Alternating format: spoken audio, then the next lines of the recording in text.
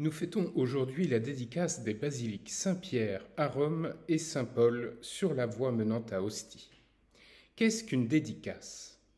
La dédicace d'une église est d'abord une fête, une telle fête que la liturgie lui donne le rang de solennité, à célébrer en priorité le dimanche avec des textes propres. Le mystère que nous célébrons ce jour-là devrait nous faire trembler des pieds à la tête, tellement le ciel et la terre se joignent au chant des anges dans les cieux. Nous célébrons d'abord le lieu saint où le saint sacrifice de la messe se célèbre, où la prière des hommes s'élève vers Dieu, où la louange se fait entendre, où le pardon de Dieu redonne force et vie, où les joies et les peines des hommes trouvent une écoute et une réponse. Demeure de Dieu, lieu où se joue le salut du monde à chaque messe, même la plus petite et la plus simple des chapelles de campagne trône au-dessus des plus beaux palais du monde. Pourtant, Dieu n'a qu'un lieu réellement digne de lui, c'est sa propre vie divine, qu'il nous a communiquée en l'infusant dans nos âmes et en nous rendant participants de sa propre nature divine. Ainsi, comme le dit saint Paul, dans l'homme habite corporellement la plénitude entière de la divinité. Tout homme, passé par la mort et la résurrection du Christ par le saint baptême, participe du Christ et devient lui-même un sanctuaire de Dieu dans son corps. Le temple de Dieu, c'est nous, c'est l'Église. Et cette Église dépasse infiniment toute Église, toute cathédrale, tout sanctuaire édifié par l'homme. Nos églises terrestres ne sont qu'une image bien pâle de celle qui nous est décrite par saint Jean dans l'Apocalypse. Et la ville sainte, la Jérusalem nouvelle, je l'ai vue qui descendait du ciel d'auprès de Dieu, prête pour les noces, comme une épouse parée pour son mari. Et j'entendis une voix forte qui venait du trône. Elle disait : Voici la demeure de Dieu avec les hommes, il demeurera avec eux, et ils seront ses peuples. Et lui-même, Dieu avec eux, sera leur Dieu. Cette fête voulue par l'Église vers la fin de l'année liturgique éclaire par sa beauté et sa grandeur les derniers jours qui nous séparent de l'Avent.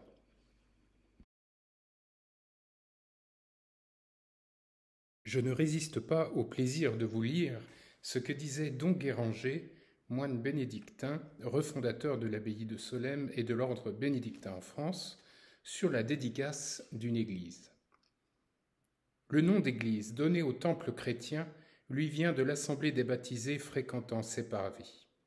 C'est à la sanctification du même peuple élu dans ses phases successives que la dédicace de l'édifice sacré emprunte l'inspiration et la trame qui font d'elle une des plus augustes fonctions de la liturgie. Don Guéranger commence par nous expliquer le symbole d'une église encore non consacrée, comme si nous étions la veille de la célébration.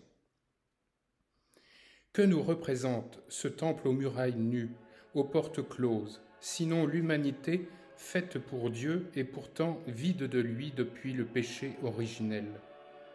Mais les héritiers de la promesse se sont gardés de la désespérance. Ils ont jeûné, ils ont prié dans la nuit.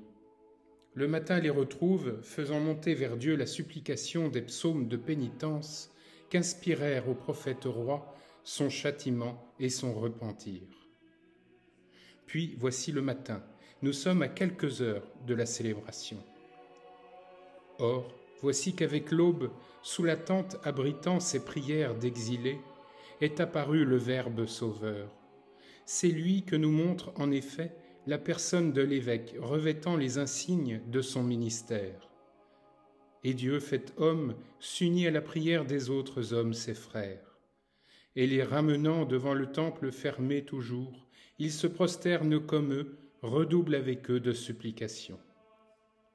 Autour du noble édifice, inconscient de ses destinées, se dessine alors la patiente stratégie à laquelle Dieu veut que se prêtent sa grâce et les ministres de sa grâce, entreprenant le siège des âmes perdues.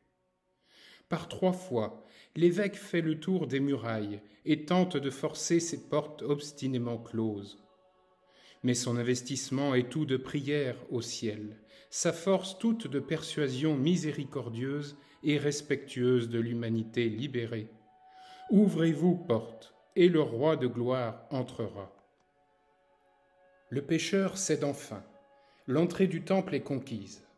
Paix éternelle à cette maison au nom de l'Éternel. Tout cependant n'est pas fini, mais plutôt commence. De l'édifice profane encore reste à faire une demeure digne de Dieu. Introduit dans la place, l'évêque prie toujours. L'humanité, dont la future Église sera le symbole, absorbe sa pensée. Il sait que depuis si longtemps déchu, l'ignorance est son premier mal. Se levant donc, avec la crosse épiscopale, il trace sur 2 lignes de cendres qui se dirigent transversalement d'une extrémité à l'autre du temple et se croisent au milieu de la grande nef, l'alphabet grec et l'alphabet latin, premiers éléments des 2 langues principales où se conservent pour nous la tradition et l'écriture. Ils sont tracés avec l'aide du bâton pastoral sur la cendre et la croix, parce que la science sacrée nous vient de l'autorité doctrinale, qu'elle n'est comprise que des humbles et qu'elle se résume dans Jésus crucifié.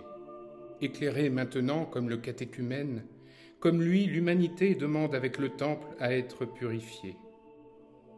En la manière que le Christ nous précéda dans les eaux du baptême au Jourdain, les aspersions commencent par l'autel qui le représente et se poursuivent dans l'édifice entier.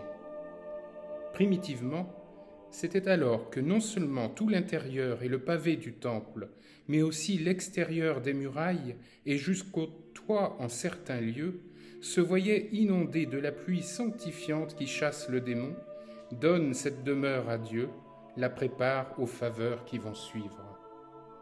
Dans l'ordre des opérations du salut, l'eau appelle l'huile qui confère aux chrétiens par le 2e sacrement la perfection de son être surnaturel, qui fête aussi les rois, les prêtres et les évêques.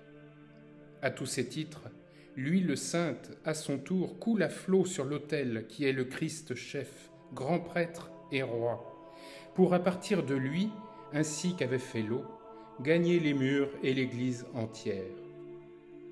Vraiment, en effet, le temple est-il digne de ce nom d'Église désormais, car ainsi baptisé, ainsi consacré avec l'homme-dieu dans l'eau et l'Esprit Saint, les pierres dont il est bâti représentent au vif l'assemblée des élus, liés entre eux comme avec la pierre divine par l'indestructible ciment de l'amour.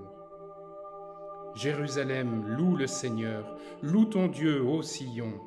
Les chants sacrés qui, depuis le commencement de l'auguste fonction, n'ont point cessé d'en relever les sublimes développements, redoublent d'enthousiasme. Et atteignant le sommet du mystère dans l'Église si intimement associée à l'autel, il salue l'épouse de l'agneau. De cet autel, l'encens s'élève en tourbillon, qui, montant jusqu'aux voûtes et parcourant les nefs, imprègne le temple entier des parfums de l'époux. Alors seulement, au 1er siècle du Moyen-Âge, avait lieu la triomphale translation des reliques destinées à entrer dans l'autel, et qui étaient demeurées jusque-là sous l'attente de l'exil. C'est toujours en Orient le couronnement de la consécration des églises. Tout au souvenir du jour qui fidèle l'objet des divines prédilections, la maison de Dieu renouvelle sa jeunesse sous l'éclat des plus riches parures. La couleur blanche de ses ornements montre en elle l'épouse.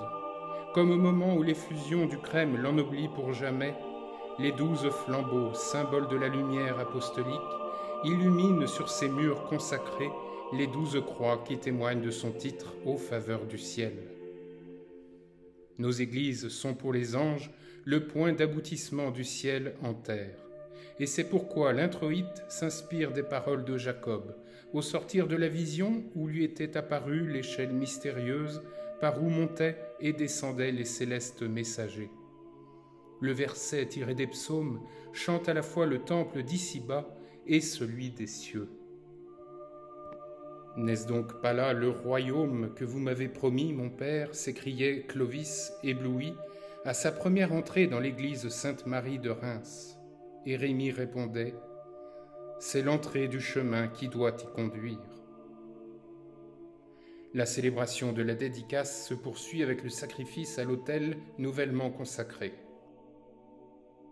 Après avoir entendu ces explications, unissons nos prières à celles de l'Église terrestre et céleste. Oui, vraiment, il est digne aujourd'hui de célébrer la dédicace des basiliques de Saint-Pierre et Saint-Paul, les deux colonnes de l'Église. Oui, il est bon de se rappeler la dédicace des églises de nos campagnes, nos villes et villages, car ils sont terribles ces lieux, ils sont la demeure de Dieu, la porte du ciel.